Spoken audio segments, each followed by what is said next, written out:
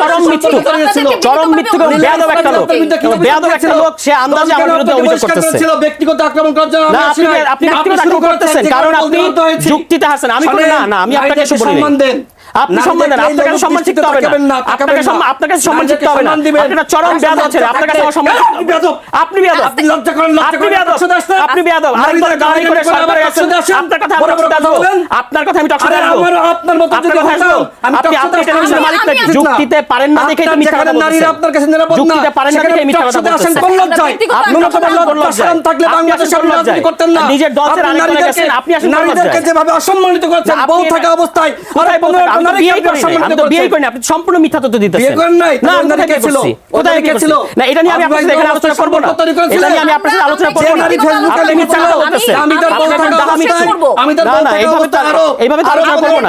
আমি শতভাগ চ্যালেঞ্জ করি। যাদের নিয়ে চ্যালেঞ্জ করছে আপনি তাদেরকে জিজ্ঞেস কথা করবেন বলেন, কারণ হচ্ছে যে আমি এটাকে তো আরো কয়েকটা শোতে আমার সাথে ছিলেন, আপনি জিজ্ঞেস করেছিলেন একবার মিথ্যা কথা বলায় বিরাট পিএইচডি জার্নাল আছে। যাই হোক, এখন কিন্তু উনি বললে কিন্তু আমি বলতে পারবো না। ডিবি হেফাজতে জুস খাইছিল, এটা কি মিথ্যা?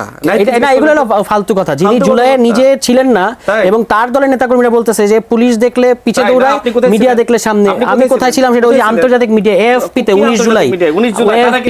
আর আগে পরে কোথায় ছিলেন? আগে পরে মানে সব সময় রাস্তায় ছিলাম। আপনি কোথায় ছিলেন? আপনার দলের নেতাকর্মীরা বলে যে আপনি বেশি আপনি ফাপড়বাজি দেন। থাকলে আন্দোলনটা আপনি করেছেন? কোন রাষ্ট্র বলবেন রিমান্ড আমি ছিলাম, আপনি ছিলেন? আপনার আন্দোলন ছিলেন, আপনারা ব্যর্থ হইছেন, আপনারা ব্যর্থ হইছেন। ব্যর্থ হইছে বলে এখন বলে যে এরা আমার কর্মী, আমার কর্মী।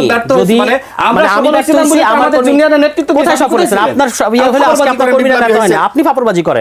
এবং সরকারি মামলা হয়নি, যার নামে জেল খাটেন না, সে কিসের আপনার নামে কিসের মামলা হয়েছে? আমি মামলা আমি কোন শেখ হাসিনাকে কটুক্তির মামলা রে ভাই, শেখ হাসিনাকে কটুক্তির মামলা। আজকে আপনার খবরবাজি করবেন না, গণঅভ্যুত্থানে এই যে বিপ্লবী হয় হিসাব চেতনাবাজি করবেন না। এইভাবে বললে তো ভাই আরে রাশেদ খান তো মামলা খাইছে রে ভাই, শেখ হাসিনাকে কটুক্তির মামলা। আপনি কি খাইছে? চুরি করলে মানুষ মামলা খায়, চুরি করলে ডাকাতি করলে মানুষ মামলা খায়। শেখ হাসিনাকে কটুক্তির মামলা, চুরি করার মামলা এটা তো।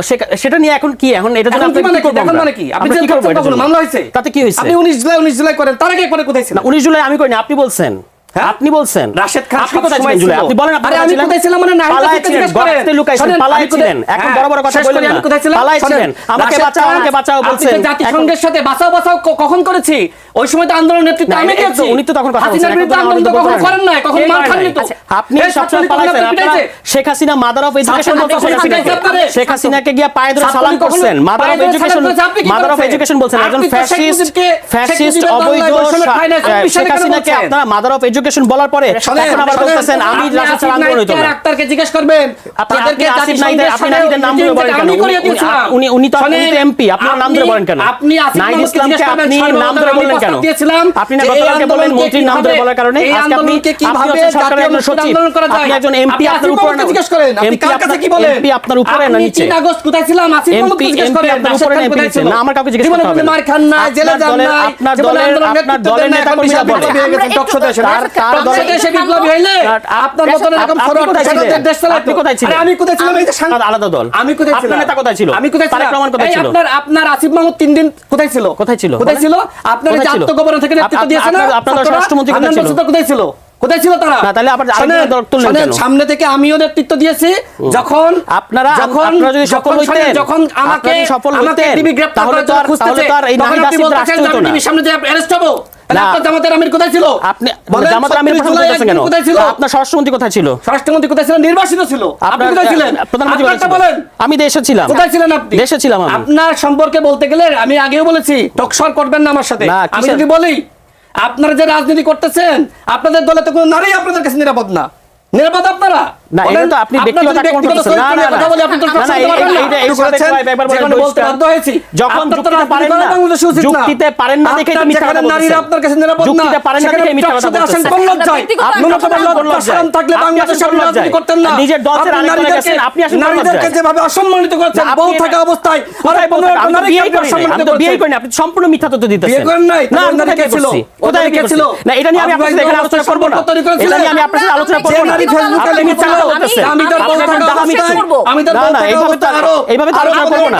এটা চরম মৃত্যু, চরম মৃত্যু, বেয়াদব একটা লোক, বেয়াদব একটা লোক, সে আন্দাজে আমার বিরুদ্ধে অভিযোগ করতেছে। ব্যক্তিগত আক্রমণ করার জন্য না, আপনি ব্যক্তিগত আক্রমণ করতেছেন কারণ আপনি যুক্তিতে হাসেন। আমি বলি না, আমি আপনাকে এসে বলি আপনি সম্মান দেন, আপনার কাছে সম্মান শিখতে হবে না, আপনার কাছে সম্মান শিখতে হবে না, আপনি একটা চরম বেয়াদব আছেন, আপনার কাছে সম্মান আপনি বেয়াদব, আপনি লজ্জা করেন, আপনি বেয়াদব, আপনি বেয়াদব, আরেকবার গালি করে সরকারে আছেন, আপনার কথা আমি টকশোতে আসবো, আপনার কথা আমি টকশোতে আসবো, আপনার মত যদি আসবো, আপনি টেলিভিশনের মালিক নাকি? সরকারের 180 দিনের কর্ম পর্যালোচনায় কৃষি, সামাজিক নিরাপত্তা, শিক্ষা, স্বাস্থ্য সহ বিভিন্ন ক্ষেত্রে সাফল্যের দাবি করা হয়েছে।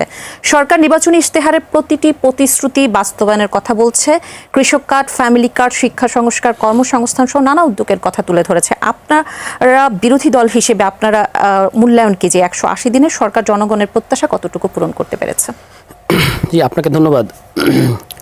এবং একটু প্রেক্ষাপটটা বলা উচিত যে প্রেক্ষাপটে এই সরকার ক্ষমতা এসছে সেটা হচ্ছে একটা ব্লাডি মাস আপরাইজিং, মানে রক্তাক্ত মাস আপরাইজিংয়ের পরে একটা অন্তর্বর্তী সরকার, এবং তার মধ্য দিয়ে 3টা ভুয়া নির্বাচনের পরে যখন বাংলাদেশের নির্বাচনী ব্যবস্থা একেবারেই ধ্বংস হয়ে গিয়েছিল, তারপরে এই গণঅভ্যুত্থানের পরে একটা নির্বাচনের মাধ্যমে এই সরকার ক্ষমতা এসছে। ফলে এই কারণে এই সরকারের প্রতি মনোযোগ, প্রত্যাশা সবই কিন্তু অত্যন্ত বেশি। কিন্তু আপনি দেখবেন যে আমরা যদি একটু প্রত্যেকটা সেক্টর ধরে বলি, আপনি যদিও কয়েকটা কথা বললেন, সেগুলো নিয়েও অনেক কিছু বলা যাবে। সরকার কিন্তু তার যেটা 6 মাসের প্রায়োরিটি ছিল, 3টা প্রায়োরিটি ছিল তাদের সরকার মানে শপথ নেওয়ার পরপর। সে দ্রব্যমূল্য তার এটা নিয়ন্ত্রণে রাখবে, আইন শৃঙ্খলা এবং জ্বালানি পরিস্থিতি, জ্বালানি ও বিদ্যুৎ। এখন আপনি 6 মাস পরে এসে যদি 3টা জায়গায় দেখেন, সেদিন বিএনপির মিডিয়া সেল সম্ভবত একটা দেখলাম যে সম্পূর্ণ ভুয়া একটা চার্ট দিল যে আগের তুলনায় সমস্ত কিছুর দাম কমেছে, মানে দ্রব্যমূল্যের ক্ষেত্রে। কিন্তু আসলে পরবর্তীতে ফ্যাক্ট চেকিং দেখা গেল যে সবগুলোই আসলে দাম এখন আকাশচুম্বী বাড়তি, কোনোটারই তেমন একটা কম নেই। কোনো আইটেম একটু কম ছিল আবার বেড়ে গেছে, এরকম মানে মানুষের পকেট কাটা যাচ্ছে।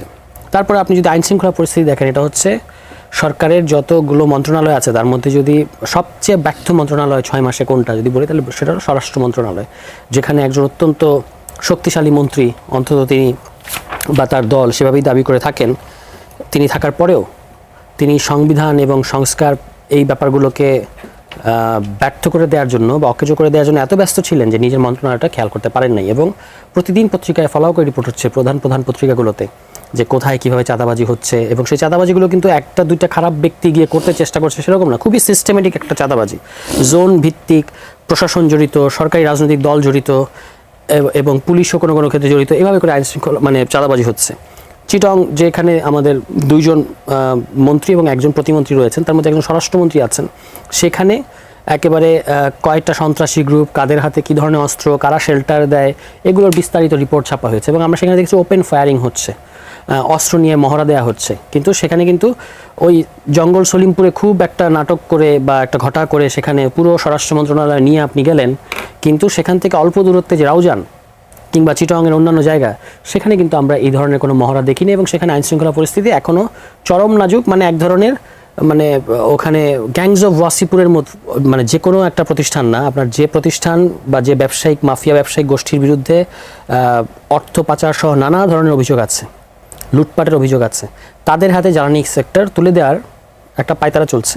এবং অনেকেই এটা গুঞ্জন করছেন যে তাদেরকে এটা যেন তুলে দেওয়া যায়, সেজন্যই এই সংকটটা তৈরি করা হচ্ছে। এই ধরনের বক্তব্য বা এই ধরনের পার্সপেক্টিভও কিন্তু দেখতে পাওয়া যায়।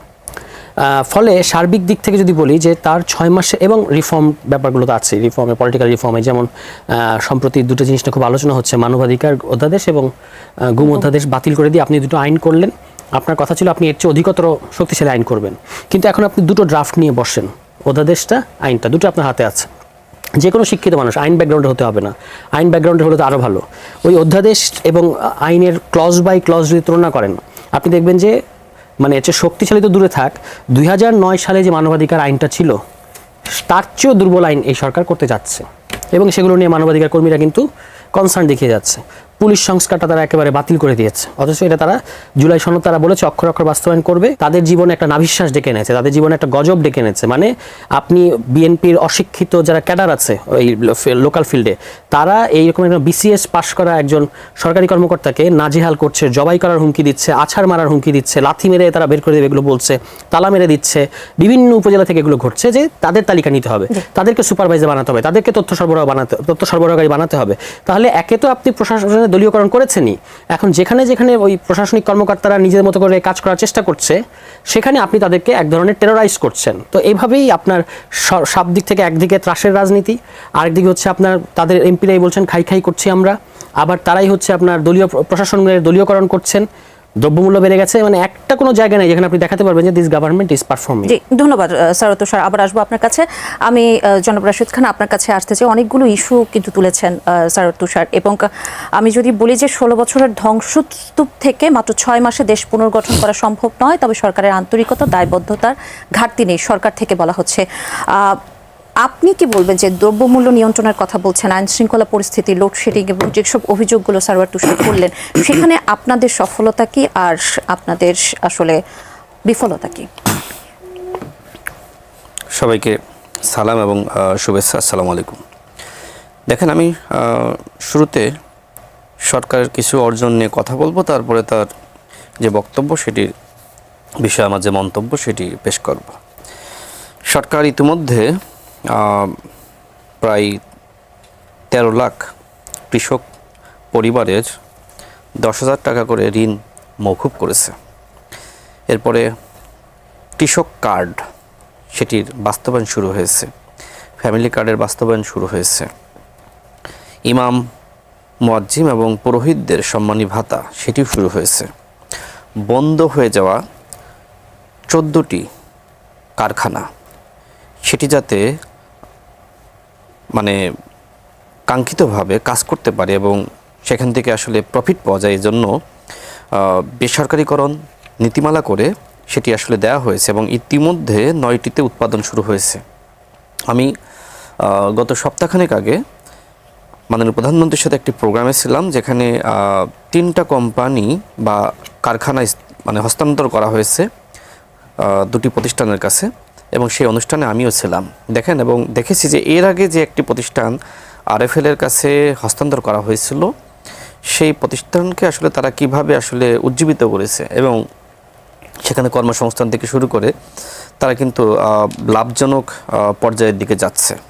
অর্থাৎ সরকারের এই যে বেসরকারীকরণ নীতি, এটির আপনি সমালোচনা করতে পারেন, কিন্তু 16 বছরে যেভাবে এই প্রতিষ্ঠানগুলোকে ধ্বংস করা হয়েছিল, সরকারের যে সক্ষমতা, এই সক্ষমতা দিয়ে এখনই আসলে এই প্রতিষ্ঠানকে লাভজনক করা সম্ভবপর নয়। যে কারণে বিভিন্ন স্টেক হোল্ডারের সাথে আলোচনার ভিত্তিতে এই প্রতিষ্ঠানগুলোর মধ্যে কিছু প্রতিষ্ঠানকে এইভাবে বেসরকারীকরণ নীতিমালা তৈরি করে তাদের কাছে দেওয়া হচ্ছে, যাতে করে এটা লাভজনক হয়। সরকারের আরও সবথেকে বড় অর্জনটা হলো বাংলাদেশে যে স্বামী স্ত্রীর সম্পর্ক মার্কা নতজানু পররাষ্ট্রনীতি, সেখান থেকে সরকার বের হয়ে এসেছে। এবং দেখেন, এর আগে শেখ হাসিনা ভারতে যাওয়ার জন্য মুখিয়ে থাকতো, কিন্তু আমাদের সরকার প্রধান তাকে ভারত সরকারের পক্ষ থেকে সবার আগে আমন্ত্রণ জানানো হয়েছে। কিন্তু আমাদের সরকারের পলিসি সবার আগে বাংলাদেশ। তিনি মালয়েশিয়া গিয়েছেন, চীনে গিয়েছেন, এখন ভারত সরকারের পক্ষ থেকে বারবার আমন্ত্রণ জানানো হচ্ছে, কিন্তু সরকার স্পষ্ট জানিয়ে দিয়েছে যে শেখ হাসিনাকে বাংলাদেশে ফিরিয়ে দেওয়া এবং শহীদ উসমান হাদির খুনিরা, তার মানে কি? তার মানে আমাদের যে পলিসি সেটি হলো সবার আগে বাংলাদেশ। বাংলাদেশ এবং জনগণের স্বার্থকে জলাঞ্জলি দিয়ে আমাদের সরকার এমন কিছু করবে না যেটির কারণে এদেশের জনগণ কষ্ট পায়। দেখেন, আমি নিজেও তো শিক্ষার্থী ছিলাম, আপনিও শিক্ষার্থী, সেও শিক্ষার্থী, এবং অনেক দর্শক আজকের এই টকশো দেখছে, তারাও কেউ কেউ বিশ্ববিদ্যালয়ের শিক্ষার্থী। একজন শিক্ষার্থী যে সময় দেশের বাইরে যেতে চায়, অনেক সময় মেধাবী, কিন্তু দেশের বাইরে পড়াশোনা করতে যাবে, টাকা থাকে না। আগে ছিল 3 লাখ টাকা পর্যন্ত, তাও সেটি পাওয়া যেত কি না সেটি নিয়েও নানান ধরনের অনিশ্চয়তা ছিল।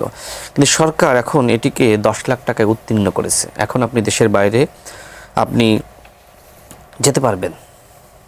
তারপরে দেখেন, আমাদের যে বাজেটে প্রায় 60টি নিত্যপণ্যের উপরে ভ্যাট এবং ট্যাক্স কমানো হয়েছে। আমি জানি না তিনি নিয়মিত বাজার করতে যান কি না, তবে আমি মাঝে মধ্যে ব্যাপকভাবে বেড়ে যাই। কিন্তু বাংলাদেশে এই প্রথম বাজেট ঘোষণার পরে অন্তত নিত্যপণ্যের দামগুলো যে পরিমাণ ছিল, কিছু কিছু পণ্যের দাম আরও কমেছে। আচ্ছা দেখেন, বাংলাদেশের ইতিহাসে স্বাধীনতার পর থেকে এখনও পর্যন্ত শিক্ষা এবং চিকিৎসা খাতে এই সরকার সবথেকে বেশি বরাদ্দ দিয়েছে। ইন্টারিম সরকার কিন্তু সেই কাজটি করেনি। কিন্তু আমাদের বর্তমান সরকার, যে সরকারকে নিয়ে আপনার অনেক সমালোচনা, সেই সরকার এদিকে মনোযোগ দিয়েছে। দেখেন সর্বশেষ যেটি নিয়ে কেউ কেউ কথা বলছে যে সরকার আসলে 31 দফা বাস্তবায়ন না করে 32-এ চলে গেল। আচ্ছা, সমালোচনা আপনি করতেই পারেন, কিন্তু এই যে আপনার যে সকল বেসরকারি বা এমপিভুক্ত শিক্ষা প্রতিষ্ঠান, তাদের যে অবসরের পর তাদের কল্যাণ ট্রাস্টের যে সুবিধা বা অর্থ, এটি যখন সেই শিক্ষক পায় তার সন্তান, এবং তিনি কিন্তু বাকি জীবনটা ভালোভাবে কাটাতে পারেন, সেটি বন্ধ ছিল, সেটির উদ্যোগ নিয়েছে বর্তমান সরকার। তো এরকম অসংখ্য উদ্যোগের কথা বলতে গেলে তো আসলে সময় লেগে যাবে, সব কথা বলতে পারবো না। তবে সরকারের নির্বাচন ইস্তেহারে যে বিষয়গুলো উল্লেখ করা ছিল, সরকার মোটামুটি সব কিছুই বাস্তবায়ন শুরু করেছে, এবং 6 মাসের মধ্যে তো আসলে সরকার পুরোপুরি সব বাস্তবায়ন করতে পারবে সেটি আসলে অসম্ভব, এবং এটি আসলে হয় না। যারা প্রত্যাশা করছে যে 6 মাসের সরকার কেন আমাকে 5 বছরের সুবিধা দিচ্ছে না, সেটি অত্যন্ত দুঃখজনক। দেখেন 16 বছর, এরপর ইন্টারিমের 18 মাস, তার আগে ফখরুদ্দিন এবং মঈনুদ্দিন সাহেবের 2 বছর, সব মিলে প্রায় 20 বছরের সংকট সমস্যা এই সরকার এক প্রকার উত্তরাধিকার সূত্রে পেয়েছে। এমনকি ইন্টারিম গভর্নমেন্ট তাদের উপর যে ধরনের দায়িত্ব ছিল, সেই দায়িত্ব তারা কতটুকু পালন করতে পেরেছে সেটি নিয়ে টকশোতে শুধু আমি না। হ্যালো, হ্যালো, জি আমরা শুনতে পাচ্ছি, আপনার নাম বলে আপনার প্রশ্নটা। আসসালামু আলাইকুম। ওয়ালাইকুম আসসালাম। আমি মোহাম্মদ জামাল হাসান মোল্লা, লক্ষ্মীপুর জেলা থেকে বলছিলাম। আমার প্রশ্ন হলো রাফি সাহেবের কাছে, যে বর্তমানে গ্রাম পর্যায়ে ও শহর পর্যায়ে বিদ্যুতের যে বিপর্যস্ত অবস্থা এবং গ্যাস জ্বালানির সমস্যা, এই বিষয়ে সরকারের কি পদক্ষেপ রয়েছে এই বিষয়ে জানতে চাই। জি ধন্যবাদ। আরেকজন দর্শক আছেন, আমি সেই প্রশ্নটি নিয়ে আপনার কাছে আসবো। জি হ্যালো, দর্শক আপনার নাম বলে আপনার প্রশ্নটি রাখুন। জি আসসালামু আলাইকুম, আমি ঠাকুরগাঁ থেকে আব্দুল সরকার বলছিলাম। জি বলুন। আমি এই 180 দিনে সরকারের কিছু কিছু জিনিসে আমি সফলতা পাচ্ছি, বা অর্ধেকের বেশি 60% সফলতা পাইছি, 40% ব্যর্থতা পাইছি। যেমন জ্বালানি, গ্যাস, কিছু কিছু নিত্য প্রয়োজনীয় জিনিসের দাম বেশি, কিন্তু তাদেরকে আমরা ফেল করছি কিছুটা, কিন্তু সময় আছে পাস করার। কিন্তু আমার তুষার ভাইয়ের কাছে আমার দৃঢ় অনুরোধ, তারা তরুণ নেতা, যেমন বাংলাদেশে তেলের দাম, তেল খুব পাওয়া ছিল না, সরকারি দল বিরোধী দল আলোচনা করে তেল সমাধান হচ্ছে, কিন্তু আপনারা সংবিধান সংশোধন হচ্ছেন, এখানে আপনারা যাচ্ছেন না কেন? কারণ আমি একদম সংবিধানের ছাত্র, আমি যেহেতু আমরা খুব ভালো বুঝি, আপনারা সরকারকে সহযোগিতা করতেছেন না। আর আপনাদের আমরা চাচ্ছি, বা আমার বাংলাদেশে অনেক ডাক্তার শিক্ষিত আছে, আপনার সরকারকে সহযোগিতা করলে বিরোধীদের খাতে বিরোধ না করে আমাদের জনগণের জন্য কিছু করেন, এটা আপনাদেরকে চাচ্ছি, অনুরোধ। ধন্যবাদ আপনার প্রশ্নের জন্য। আমি সারোয়ার তুষার আপনার কাছে আসবো, তবে রাশেদ খান আপনার কাছেই আসবো। একজন লক্ষ্মীপুর থেকে প্রশ্ন করেছিলেন, সে প্রশ্নের উত্তর এবং আপনার বাকি কথাটুকু শুনবো।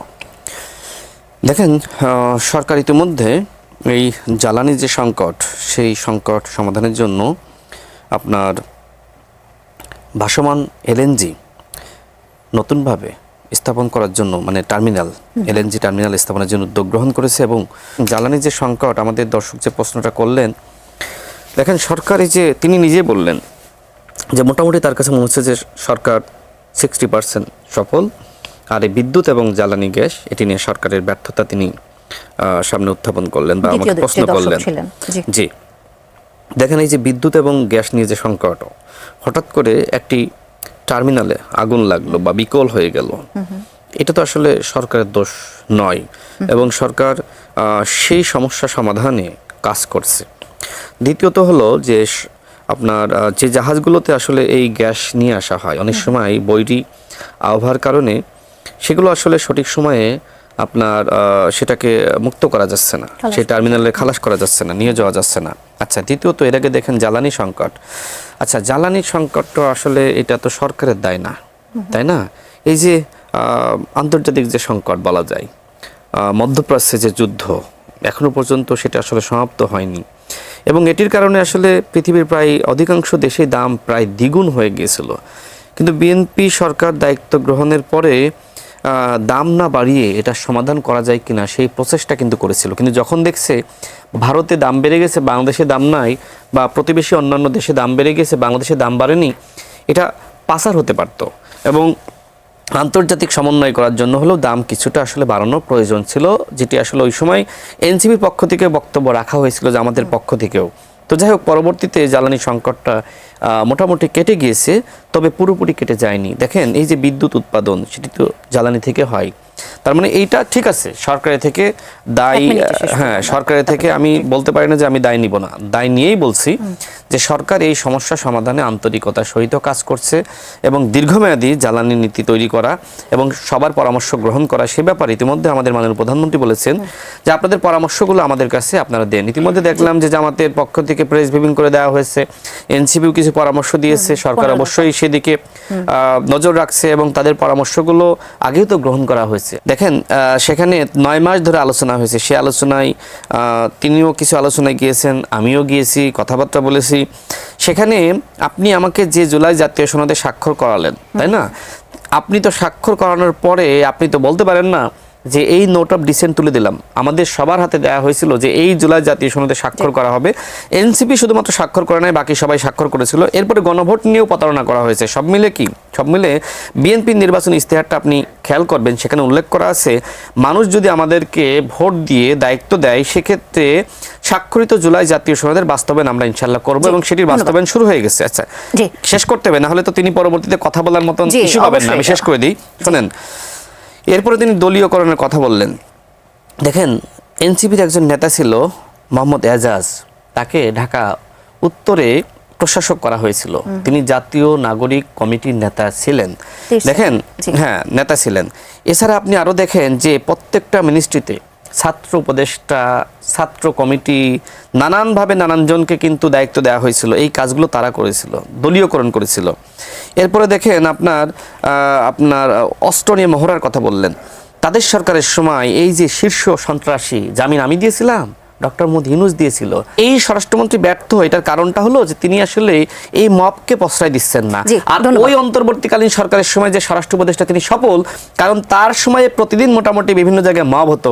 আর নিত্যপণ্য নিয়ে তো আমি আগেই বলেছি যে সরকার বাজেটটা এমনভাবে তৈরি করেছে যাতে করে নিত্যপণ্যের দামটা সহনশীল থাকে। আচ্ছা, অসংখ্য ধন্যবাদ। আমি সারোয়ার তুষার আপনার কাছে আসতে চাই। একজন দর্শক ঠাকুরগাঁও থেকে আপনাকেই প্রশ্ন করেছিলেন, আপনারা সহযোগিতা করছেন না, সহযোগিতা করা উচিত। আরেকটি হলো যে সংবিধান সংশোধন যে কমিটি করা সেখানে আপনারা কেন যাচ্ছেন না? এই প্রশ্নের উত্তর নেব, তারপর অবশ্যই আমরা অন্য প্রশ্নে যাব। জি, ওনার প্রশ্নটা যাচ্ছি আমি। তার আগে উনি কয়েকটা ভুল তথ্য দিয়েছেন, আমি সেগুলো একটু মানে জবাবটা দেওয়া দরকার। এজাজ সাহেবের ব্যাপারে বলেছেন যে এনসিপি নেতা, এখন উনি তো বিএনপি নেতা, এর বাইরে কিন্তু কোনো পদ ওনার আছে কিনা জানি না। তার বাইরে আবার উনি এখন সরকারে গেছেন রিসেন্টলি, তো বিএনপি নেতা কোনো পদ না। এখন তিনি ওখানে যাবেন, তার আগে তিনি পদত্যাগ করেছেন, কারণ কনফ্লিক্ট অফ ইন্টারেস্ট যেন না হয়। এটাই তো রেওয়াজ, এটাই নিয়ম। আপনি গভর্নমেন্টে পোস্টে বসছেন, আপনি যদি কোনো দলীয় পদ থাকে আপনি সেটা ছেড়ে দেবেন। আপনি কি করছেন? আপনি প্রশাসক বসিয়েছেন ঢাকা উত্তরে, ঢাকা দক্ষিণে, কাদেরকে বসিয়েছেন? দলের পদধারী নেতাদেরকে। সমস্ত জেলা পরিষদে কাদেরকে বসিয়েছেন? দলের পদধারী নেতাদেরকে বসিয়েছেন। এটার ব্যাপারে তাদের কথা হচ্ছে রাষ্ট্র পরিচালনা করতে গেলে তাদেরকে লাগবে। আর একজন জাতীয় নাগরিক কমিটিতে ছিলেন, পার্টিতে না। তিনি সরকারের ওখানে বসার আগে পদ ছেড়েছেন, তিনি হয়ে যাচ্ছেন এনসিপি নেতা। এটা হচ্ছে একেবারে গোজামিল দেয়া বলতে যেটা বোঝায়। কারণ বিভিন্ন মন্ত্রণালয়, বিভিন্ন কমিটি টমিটি ইত্যাদিতে তিনি বলেছেন ছাত্রদের প্রতিনিধি ছিল, এবং এটাকে উনি দলীয়করণের একটা নিদর্শন হিসেবে হাজির করেছেন। ছাত্ররা যদি থাকে সেটা কিভাবে দলীয়করণ হয় বা এনসিপির হয়? সব ছাত্রকে এনসিপি করে? সব ছাত্র তো এনসিপি করে না। আপনি দেখেন যে আপনি বৈষম্যবিরোধী ছাত্র আন্দোলন প্ল্যাটফর্মটা দেখেন, সব ধরনের ছাত্র সংগঠনের সবাই ওখানে ছিল। তাহলে এগুলো হিসাব করে বুঝে বলা উচিত।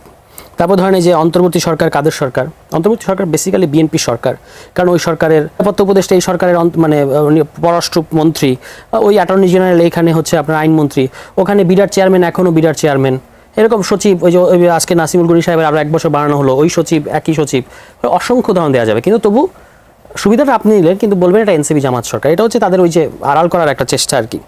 মবের ব্যাপারে বলেছে, মবের ব্যাপারে নাকি জিরো টলারেন্স। এই যে আজকে বিবিসি নিউজ, গত 6 মাসে 120 জন শুধু নিহত হয়েছেন, 120 জন মবের, এই সরকার ক্ষমতা আসার পরে। এবং আগের সরকার একটা নাজুক পরিস্থিতিতে সবকিছু ইনস্টিটিউশন ভেঙে গেছে, একটা সরকার পলাতক, একটা সরকার পালিয়ে গেছে, পতন ঘটেছে, তারপরে দায়িত্ব গ্রহণ করে একটা স্বতঃস্ফূর্ত মব কোথাও কোথাও হয়েছে, কেউ অস্বীকার করে না। আপনারা তো সেই মবকে প্রাতিষ্ঠানিক ভিত্তি দিচ্ছেন। আপনি আমি যে এটা উদাহরণটা একটু আগে দিলাম, যে ইউএনওদেরকে আজকে মানে কিভাবে অপমান অপদস্থ করতেছে, কারা করছে? বিএনপি লোকজন করছে। মানে এজলাসে গিয়ে নিউজ হয়েছে ইয়েতে আপনার সম্ভবত চাঁপাইনবাবগঞ্জে, যে জামিন দিচ্ছে না বলে বিচারকের উপর চড়াও হয়েছে বিএনপি যুবদলের ক্যাডাররা। তারপরে এজলাসে ভাঙচুর করছে, কারণ বিচারক হচ্ছে বিদ্যুৎ নাই দেখে বিরক্তি প্রকাশ করেছেন, এই জন্য তারা ভাঙচুর করছে। তো এই মবকে তো আপনারা প্রাতিষ্ঠানিক ভিত্তি দিয়েছেন, এরকম উদাহরণ আরও অসংখ্য দেওয়া যাবে। এই যে 2 দিন আগের খবর, নিউ মার্কেটে যুবদল এবং ছাত্র দলের মধ্যে বা যুবদল অথবা বিএনপির মধ্যে চাঁদার ভাগাভাগি নিয়ে মারপিট, এবং সেখানে বহিষ্কার করা হয়েছে। বহিষ্কার ওকে, কিন্তু আপনি সেখানে কি করলেন? আপনি সেখানে শহীদ প্রেসিডেন্ট জিয়াউর রহমানের ছবি পর্যন্ত ভাঙচুর করলেন। আপনারা বিরাট বিএনপির সৈনিক, জিয়ার সৈনিক, কিন্তু জিয়ার ছবি ভাঙচুর করতেছে, বেগম খালেদা জিয়ার ছবি ভাঙচুর করতেছে। তো যারা মবের প্রাতিষ্ঠানিক ভিত্তি দিয়েছে, যারা যদি ওই সময়কার নাজুক একটা সরকারের সময়ে কিছু বিচ্ছিন্ন মবের ঘটনাকে উদাহরণ হিসেবে টানে আর নিজেদের ব্যর্থতাকে ঢাকতে চেষ্টা করে, এটা তো মানুষ মেনে নেবে না। তো এগুলো গেল। এবার আমাদের সম্মানিত একজন দর্শক একটা সুন্দর প্রশ্ন করেছেন, বোঝা যায় যে উনি রাজনীতি ব্যাপারে ওনার একটা নির্দিষ্ট অপিনিয়ন আছে, হুইচ ইজ ভেরি ফাইন। আমার ধারণা উনি গণভোটে হ্যাঁ ভোট দিয়েছেন, আমি ধরে নিচ্ছি, কারণ যেহেতু 70% মানুষ গণভোটে হ্যাঁ ভোট দিয়েছে, উনিও তার মধ্যে হওয়ার কথা। তো উনি কি ওনার গণভোটের বাস্তবায়নটা দেখতে চান না? আমি তো মনে করি দেখতে চান। তো আমরা সংবিধান সংশোধন কমিটিতে যাচ্ছি না এ কারণেই যে সরকার গণরায়ের সাথে প্রতারণা করেছে। তিনি তো অন্তহীন প্রতারণা দলিল বললেন, এই অন্তহীন প্রতারণাটা করেছে মূলত বিএনপি নানাভাবে। একটা হলো জুলাই সনদে জোর করে নোট ঢুকিয়েছে রাতের অন্ধকারে, যেটা আলোচনার সময় কেউ জানতো না। ওই এলডি হলে যেখানে টাইপিং হয়েছে, সেখানে একজন প্রভাবশালী বিএনপি দলীয় নেতা গিয়ে যিনি টাইপ করেছেন তাকে বাধ্য করেছেন যে এই নোটটা ঢুকাতে হবে। কোন নোট অফ ডিসেন্টের কথা বলছি না, কিন্তু যে অমুক ব্যাপারটা আমার নোট অফ ডিসেন্ট আছে, অমুক ব্যাপারটা অমুকের নোট অফ ডিসেন্ট আছে, এটা থাকতেই পারে। নতুন করে সম্পূর্ণ আলোচনাটাকে মুছে দিয়ে, সম্পূর্ণ আলোচনাটাকে শূন্যে নামিয়ে আপনি নতুন করে সংবিধান সংশোধন কমিটি করেছেন, যেটা আমরা দেখিয়েছি যে ঐতিহাসিক কারণে, রাজনৈতিক কারণে, পদ্ধতিগত কারণে এই সংবিধান সংশোধন কমিটি কেন, বা এই সংশোধনীর মধ্য দিয়ে কেন আপনি রাষ্ট্রের মৌলিক পরিবর্তন করতে পারবেন না, এই কারণেই আমরা মূলত যাচ্ছি না, এবং সেটা জনগণের স্বার্থ রক্ষা করতে গিয়ে আমরা যাচ্ছি। জি ধন্যবাদ। একজন দর্শক আছেন ফোনে। জি দর্শক, আপনার নাম বলে আপনার প্রশ্নটি রাখুন। হ্যালো, আসসালামু আলাইকুম ওয়া রাহমাতুল্লাহ। ওয়ালাইকুম আসসালাম। জি আমি বলুন। পাবনা জেলার সুজানগর থেকে আব্দুল জব্বার বলছিলাম। জি বলুন। সম্মানিত উপস্থাপিকা, আপনাকে ধন্যবাদ। আমার সন্তান তুল্য রাশেদ এবং তুষার। আমার প্রশ্ন হচ্ছে, দুইজনকে অ্যাড্রেস করে আমি বলতে চাচ্ছি যে দেখেন, রাশেদ খান এই মাত্র বললো যে 6 মাসের সফলতা, যেমন খতিবদের ভাতা, যেমন কৃষি কার্ড, ফ্যামিলি কার্ড, যেমন এই 10,000 টাকা পর্যন্ত ঋণ মওকুফ এবং অচল প্রতিষ্ঠানগুলোকে সচল করা। আমি প্রশ্ন করতে চাচ্ছি দুজনকের কাছে যে 6 মাসে এতটুকু সফলতা দেখানোর পরেও আপনাদের কেন লাগাম টাইনে ধরা হচ্ছে, রাজপথে আপনাদের বিরুদ্ধে কেন আন্দোলন করা হচ্ছে, আপনাদের কেন এত সংগ্রাম, আন্দোলন, মিটিং? মনে হচ্ছে আপনারা 10 বছর ক্ষমতায় আছেন।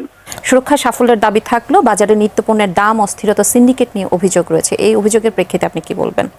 আর বাজারে সরকারের উদ্যোগ কেন দৃশ্যমান হচ্ছে না এমন অভিযোগ করছেন? না, যে দর্শক প্রশ্ন করলো তিনি তো সরকারের যে উদ্যোগ সেটিকে তিনি স্বাগত জানালেন এবং অপোজিশনকে বললেন যে আপনারা কেন এখনই আন্দোলন করছেন, সরকারকে আপনারা সহযোগিতা করেন। আমারও কথা একই, যে আপনারা তো গণঅভ্যুত্থানের বাইরের কেউ না, আপনারা গণঅভ্যুত্থানের শক্তি, বিএনপি গণঅভ্যুত্থানের শক্তি। এদেশে এই মুহূর্তে যারা রাজনীতি করছে সবাই তো একসাথে আন্দোলন সংগ্রাম করে এই পর্যন্ত আসা, তাই না? কিন্তু আপনি কেন আসলে বিএনপিকে আপনি আপনার মতন করে চালাইতে চাচ্ছেন?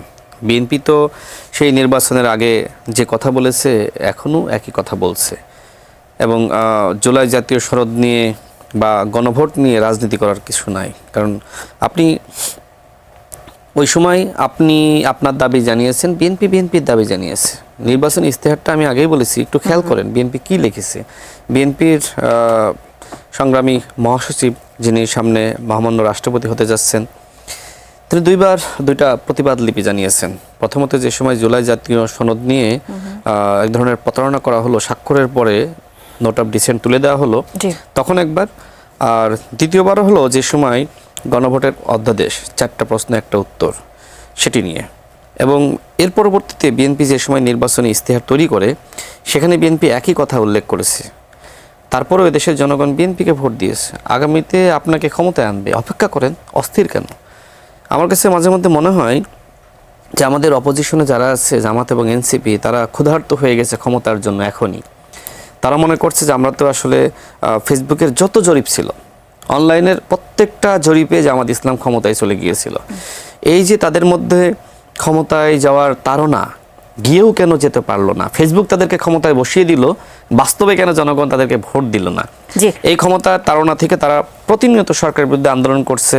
কারণ এই যে জাতীয় নাগরিক কমিটি, সেইটা থেকে এবং বৈষম্য বিরোধী ছাত্র আন্দোলন, এইটার সমন্বয়ে এনসিপি গঠিত হয়েছে এবং এনসিপি আত্মপ্রকাশের সময় এই কথা বলেছে তার মানে কি? তার মানে বৈষম্য বিরোধী ছাত্র আন্দোলনের নেতারা যারা আওয়ামী লীগের এমপিদের বাসায় গিয়ে চাঁদাবাজি করেছে সমন্বয়করা, এরাও যেমন এনসিপির, ঠিক একইভাবে এই এজাজ সাহেব যাকে নিয়োগ দিয়েছিল নাসিরউদ্দিন পাটোয়ারি স্বয়ং, আমি চ্যালেঞ্জ করে বলতেছি, অনলাইন এই টকশোতে তো সবাই দেখতেছে তাই না, লাইভ টেলিকাস্ট, তাকে নাসিরউদ্দিন পাটোয়ারি নিয়োগ দিয়েছিল। নাসিরউদ্দিন পাটোয়ারিকে এনসিপির কেউ না?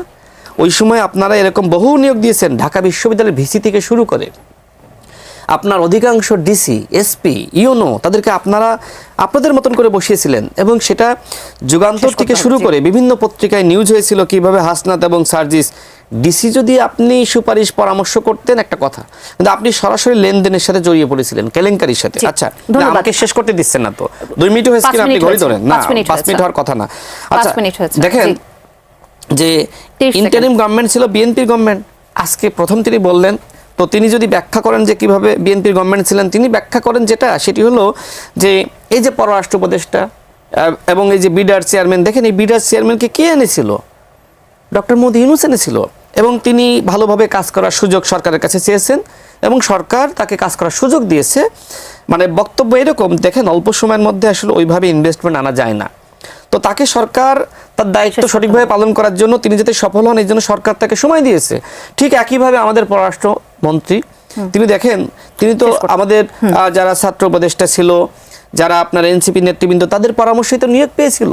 এখন যেহেতু তিনি ওই সময় মোটামুটি আমাদের পররাষ্ট্রনীতি বা বিভিন্ন দেশের সাথে যে কূটনৈতিক সম্পর্ক সেটি তিনি বেশ ভালোভাবেই করতে পারছিলেন বা করছিলেন। এখন যেহেতু তিনি এই বিষয়ে পারদর্শী দক্ষতা দেখাতে পেরেছেন, যে কারণে বিএনপির সাথে আলাপ আলোচনার মধ্য দিয়ে তিনি আসলে ওই তারও তো একটা মিশন আছে যে 2 বছর 3 বছর 4 বছর হলে তিনি শেষ করতে দেন কথাগুলো, ওনাকে পরবর্তীতে টাইম বাড়িয়ে দেন, আমার আপত্তি নেই, বাট আমার কথাগুলো শেষ করতে দেন, ওনাকে টাইম আপনি বাড়িয়ে দেন।